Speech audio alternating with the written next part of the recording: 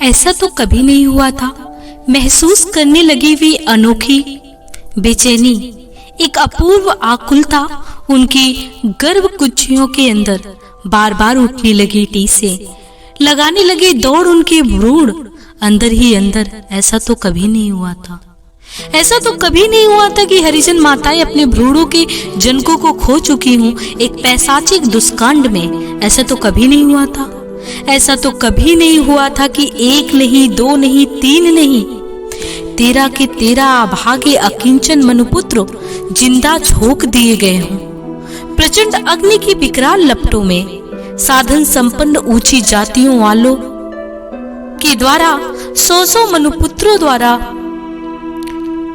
ऐसा तो कभी नहीं हुआ था।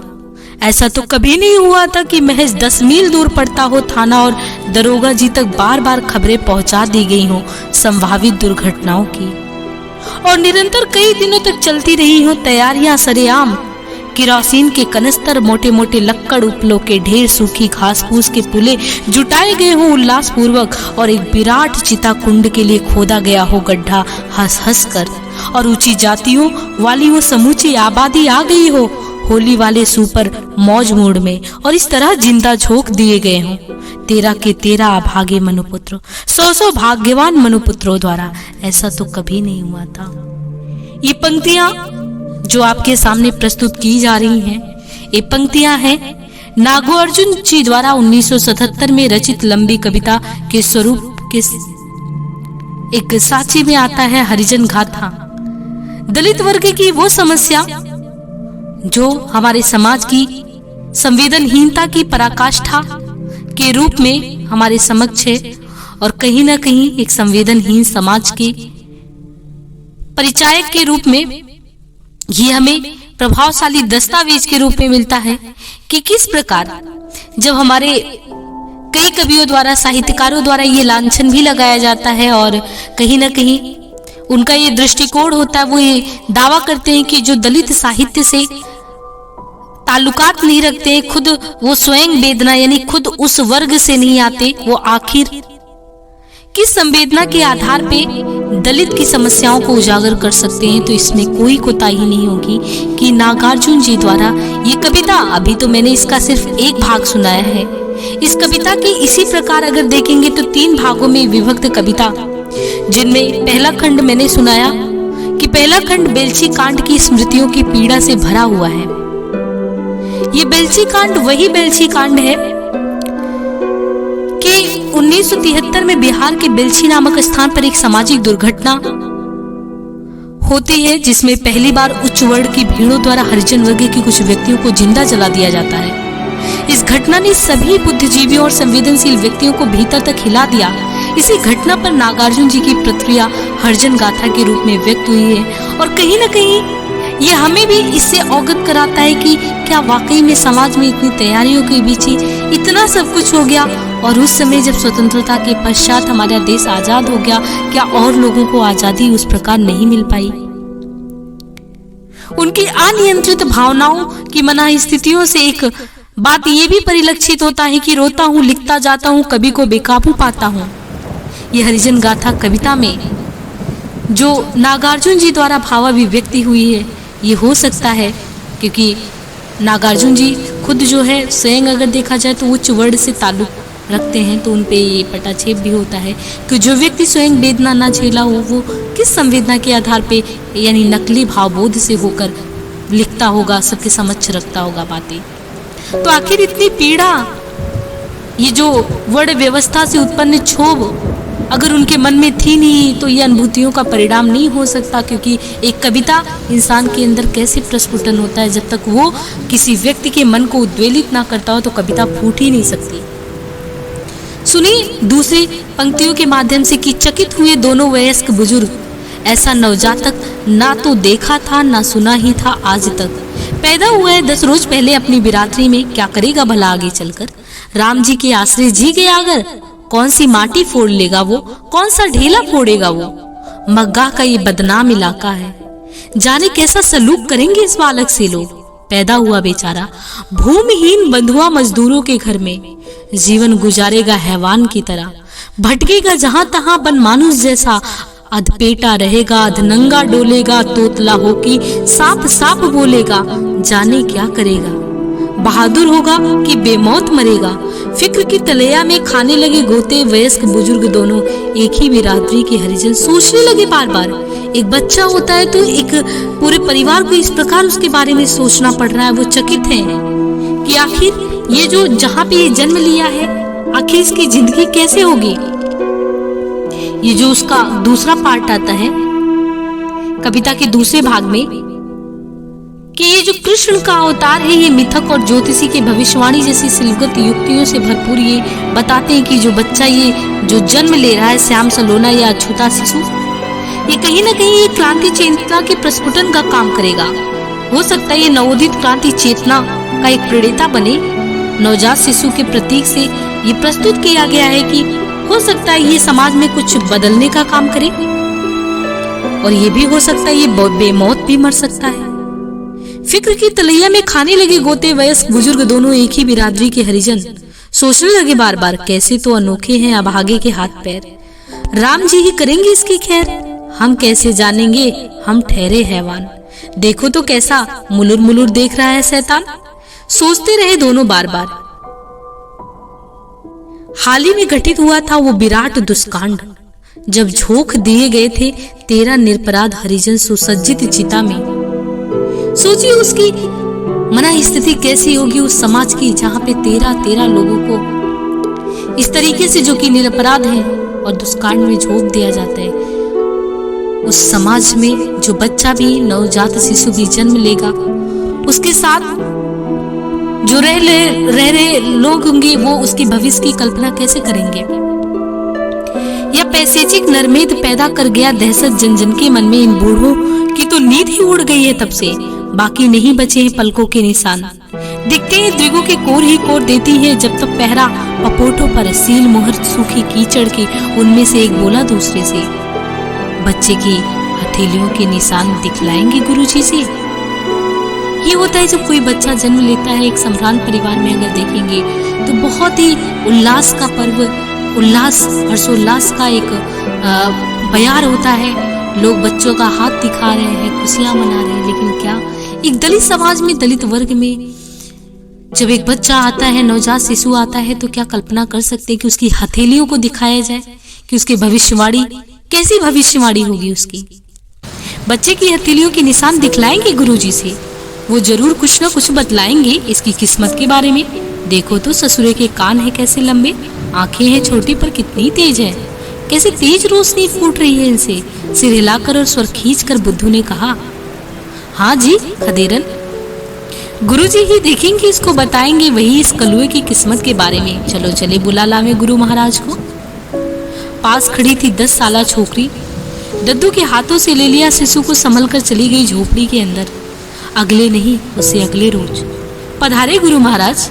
रैदासी कुटिया के अधेड़ संत गरीबदास, बकरी वाली गंगा जमनी दाढ़ी थी, लटक रहा था गले से अंगूठा नुमा जरा सा टुकड़ा, तुलसी काट का कद था नाटा, सूरत थी सांवली। कपार पर बाईं तरफ घोड़े के खुर का निशान था, चेहरा था गोल मटोल, आंखें थी गुच्ची, बदन कटमश था। ऐसे आप अधेड़ संत गरीबदास पधारे चमर टोली में।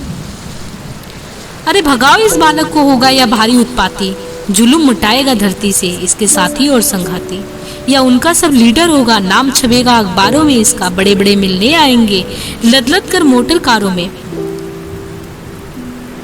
खान खोदने वाले 100 मजदूरों के बीच पलेगा, युग की आंचों में फौलादी सांचे सहे वही ढलेगा। इसे भेज दो झरिया फरिया, माँ भी शिशु के साथ रहेगी, बतला देना अपना असली नाम पता, कुछ नहीं कहेगी। आज भगाओ अभी भगाओ, तुम लोगों को मुंह न घेरे, होशियार इस शिशु के पीछे लगा रहे हैं गीधड़ फेरे। यानी ये उसकी भविष्यवाणी हो रही है, उस नवजात शिशु की भविष्यवाणी कर रहे हैं गरीबदास। बड़े बड़े इन भूमिधरों को यदि इसका कुछ पता चल गया, दीनहीन छोटे लोगों का समझो फिर दुर्भाग्य चल गया।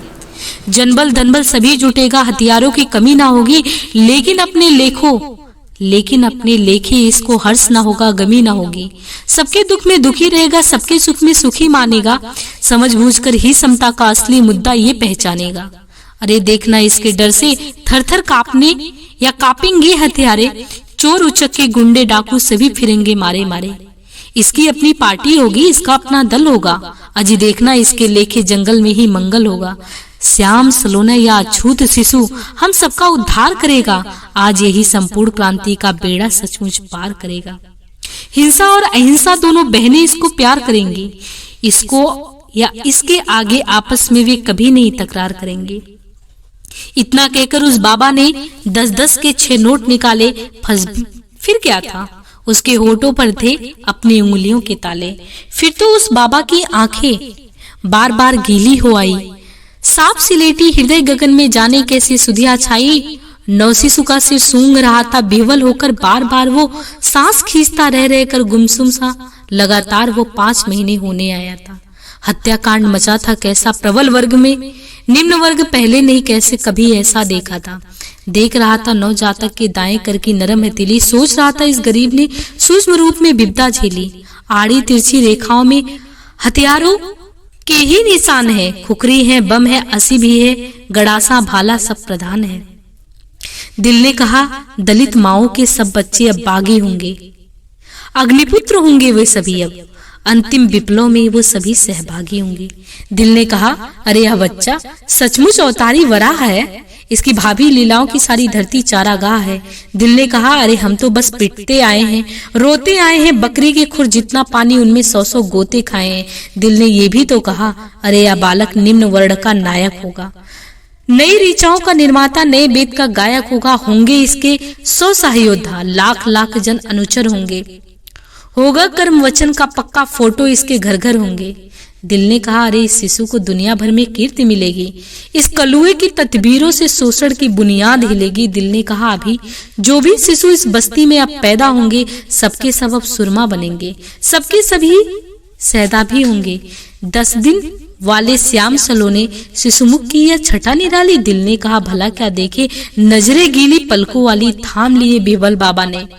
अभिनव लघु मानव की मृदुपग पाकर इनसे परस जादुई। भूमि अकंटक होगी लगभग बिजली की फुर्ती से। बाबा उठा, वहां से बाहर आया। वहां था मानो पीछे पीछे आगे थी भास्वर शिशु छाया। लौटा नहीं कुटी में बाबा, नदी किनारे निकल गया था। लेकिन इन दोनों को तो अब लगता सब कुछ नया नया था। ये जो 3 खंडों में विभाजित लंबी कविता थी, जिसमें पहले में बेलछी कांड की स्मृतियां, वो अग्निकांड की स्मृतियों से संपूर्ण दलित समाज एक तरीके से डरा हुआ था। दूसरे में ही दूसरे खंड के माध्यम से नागार्जुन जी ने क्रांति चेतना के जन्म के उत्साह के कारण को गीतात्मकता रूप देकर हमारे समक्ष रखा है कि अब जितने भी पुत्र होंगे वहां सब के सब अग्निपुत्र जन्म लेंगे। एक उम्मीद की किरण जगी है, क्योंकि कविता में यह स्पष्ट किया गया है कि जब आजादी मिली तो लोगों को यानी सभी को मिलनी चाहिए थी। लेकिन निम्न जातियों द्वारा की गई समानता की मांग का आखिर परिणाम क्या निकला? सरेआम तैयारियां की गई, दुर्घटना हुआ, उनको जलाया गया। समाज में जाति तनाव खतरनाक बिंदु पर पहुंच गया था। खतरनाक बात यह थी कि लोकतांत्रिक भारत का शासन तंत्र वंचितों के पक्ष में नहीं है, बल्कि वो शक्तिशाली वर्गों द्वारा खरीदा हुआ और नियंत्रित है। तो इसीलिए नागार्जुन जी ने ये समझाया है लोगों को अपने दूसरे खंड के माध्यम से कि श्याम सलोना ये जो अछूत शिशु हम सबका उद्धार करेगा। यानी उन्होंने भविष्यवाणी कर दी है कि एक न एक दिन क्रांति चेतना का विकास होगा, नवोदित क्रांति चेतना आएगी। नवजात शिशु के माध्यम से ही सही वो नेतृत्व देगा पूरे समाज को। संघर्षशील परिस्थितियों के भीतर से उभरता हुआ विकसित होने की बात कहा गया है कि ये जो चेतनशील समाज, जो अवचेतन एक तरीके से चेतना शून्य समाज हो गया है, उसको चेतनता प्रदान करने की कोशिश होगी। ये वही है कि क्रांति चेतना गरीब और सर्वहारा वर्ग के बीच रहकर विकसित होगा, जैसा कि मार्क्सवाद कहते हैं कि सर्वहारा क्रांति। और नागार्जुन की दलित चेतना का संश्लेषण यहाँ संपूर्ण क्रांति के रूप में हमारे समक्ष दिखता है। ये भी कहा गया है कि ये जो क्रांति होगी ये व्यक्तिगत नहीं होगी, बल्कि वंचित वर्ग की जो संपूर्ण नई पीढ़ी है वो सब सम्मिलित होंगे और सारे लोग एक झटके में इस शोषण और अन्याय को समाप्त करने की भरपूर कोशिश करेंगे। और जो कविता का तीसरा खंड है, जहां पे तीसरे खंड में बुद्धू और खरीदन की वार्तालाप पर आधारित है तीसरा, कि कविता का अंत एक विशिष्ट बिंदु पर होता है कि आरंभ में बच्चे के संबंध में कहा गया कि राम जी के आश्रय जी के अगर तो राम जी ही करेंगे खैर, लेकिन वह स्पष्ट ये भी दिखता है कि दलित वर्ग उन धार्मिक विश्वासों से बंधा है जो कहीं ना कहीं उस क्रांति चेतना को दबा देता है। लेकिन यहाँ पे जो दो दलित बुजुर्ग बुद्धू और खदेरन है, वो सुखिया तथा बाबा गरीबदास इत्यादि पर यह बात आई है कि नहीं, ये समाज में धर्म की चेतना से मुक्त होकर जो वास्तविक समस्या है उससे लड़ने के लिए, उससे संघर्ष करने के लिए तैयार है। तभी तो ये दलित समाज की क्रांति में ये चीजें दिखाई गई कि बढ़ाया बुद्धू अपने छप्पर की तरफ नाचते रहे, लेकिन माथे के अंदर गुरु महाराज के मुंह से निकले हुए हथियारों के नाम और आकार प्रकार खुखरी, यानी एक तरीके से बदलेगा समाज, उनका बदलेगा। ये तीसरे खंड में कि सब नहीं बदले तो क्या हुआ, सुनते हो, बोला खदेरन। बुद्धू भाई देर नहीं करनी है इसमें, चलो कहीं बच्चे को रख आवे। बतला गए हैं अभी अभी गुरु महाराज, बच्चे को माँ सहित हटा देना ही सही पड़ेगा। फौरन बुद्धू ने अपना माथा हिलाया खदेरन की बात पर, एक नहीं 3 बार बोला मगर एक शब्द नहीं। व्याप्त रही गंभीरता चेहरे पर था भी तो वही उम्र में बड़ा, 70 से कम का तो भला क्या रहा होगा। तो चलो उठो, फौरन उठो, शाम की गाड़ी से निकल चलेंगे यहाँ से, मालूम नहीं होगा किसी को, लौटने में 3-4 रोज तो लग ही जाएंगे। बुद्धू भाई तुम अपने घर जाओ, खाओ पियो आराम कर लो, रात में गाड़ी के अंदर जागना ही तो पड़ेगा। रास्ते के लिए थोड़ा चलना, चना चबेना ये सभी जुटा लेना, मैं इतने में करता हूँ तैयार, समझा बुझाकर सुखिया और उसकी सास को। बुद्धू ने पूछा, धरती टेक कर उठते उठते झरिया गिरिडीह बोकारो कहाँ रखोगे छोकरे को? वही ना जहाँ अपनी बिरादरी के कुली मजदूर होंगे 150। 4-6 महीने बाद ही कोई काम पकड़ लेगी सुखिया भी। और फिर अपने आप से धीमी आवाज में कहने लगा बुद्धू, छोकरी की बदनसीबी तो देखो, माँ के पेट में था तभी इसका बाप भी झोंक दिया गया उसी आग में। बेचारी सुखिया जैसे तैसे पाल ही लेगी इसको, मैं तो इसको साल साल देख आया करूंगा, जब तक है चलने फिरने की ताकत चोले में, तो क्या आगे भी इस कलुए के लिए भेजते रहेंगे खर्ची गुरु महाराज? बढ़ाया बुद्धू अपने छप्पर की तरफ, नाचते रहे लेकिन माथे के अंदर गुरु महाराज के मुंह से निकले हुए हथियारों के नाम और आकार प्रकार, खुखरी भाला गड़ासा बम तलवार, तलवार बम गड़ासा भाला खुखरी। तो इस तरीके से प्रश्न ये भी उठता है कि संवेदना की दृष्टि अगर देखें तो तत्कालीन जो समाज की क्या स्थितियों में साहित्यकार ने एक दायित्व बोध का निर्वहन किया है, क्योंकि समस्याओं का उद्घाटन ही एक तरीके से एक जो कहानीकार है, एक कथाकार, जो साहित्यकार है, सिर्फ उसको समस्याओं का उद्घाटन ही कि समस्या सभी के समक्ष रख दिया जाए, बल्कि उसका समाधान भी यहाँ पे देखना जरूरी है। तो एक तरीके से हरिजन गाथा के माध्यम से सशक्त विधा है कविता कहानी लेखन की, गद्य की विविध विधाएं। तो यहाँ पे नागार्जुन जी ने, जैसा कि उनको जनकवि के नाम से संबोधित भी करते हैं कि जनकवि वो कवि होता है जो विशिष्ट वर्गों के मनोरंजन की वस्तु के लिए कविता नहीं लिखता, जन जन के जीवन के प्रति जवाबदेह बनने की कोशिश करता है। भले ही नागार्जुन जी उच्च वर्ण से ताल्लुकात रखते हो, लेकिन उन्होंने जीवन भर संवेदना को महसूस किया होगा उस स्तर पे जाकर, तभी वो हरिजन गाथा जैसी समस्याओं को हमारे समक्ष उजागर कर पाए और हमें उस कहानी को भी उससे अवगत करा पाए कि संवेदनहीनता का ये चरम स्तर भी हमारे समाज में व्याप्त था आजादी के पश्चात भी, जिससे समाज तब भी लड़ा, अब भी कहीं ना कहीं किन्हीं को न किन्हीं रूपों में लड़ रहा है। और इसको मैंने, क्योंकि ये हमारे सिलेबस के पाठ्यक्रम के वही जो सेकंड पेपर है, सेकंड पेपर के खंड का में तो उसमें है, और मैंने इसको थोड़ा सा रोचकता के साथ प्रस्तुतिकरण करने का प्रयास किया। आप लोग जरूर अवगत कराएं कि जितनी भी कविताएं हैं क्या हमें इसी रोचक ढंग से प्रस्तुत करना चाहिए, है ना। अगर ये अच्छे से समझ में आता है इसी प्रकार, तो हमें स्वाभाविक सी बात है इसी रूप में लेना चाहिए। बाकी जैसा भी हो, डेफिनेटली आप लोग इस बात से अवगत कराएं कि आखिर हमें प्रस्तुत कैसे करना है, और ज़्यादा से ज़्यादा इसको शेयर, लाइक एंड सब्सक्राइब करें। आज के लिए इतना ही, धन्यवाद।